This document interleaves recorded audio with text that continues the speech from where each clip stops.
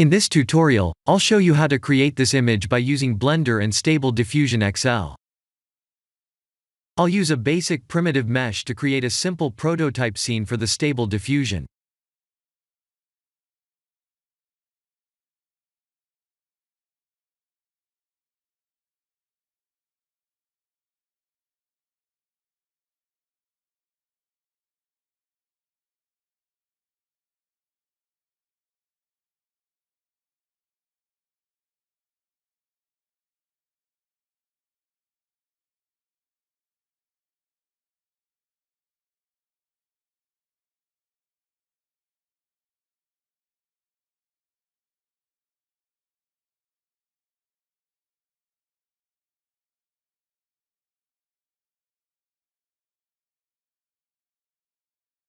Please render the image and import it in Stable Diffusion.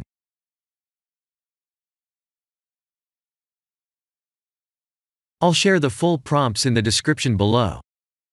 Please set the preprocessor to none, and select the correct depth model.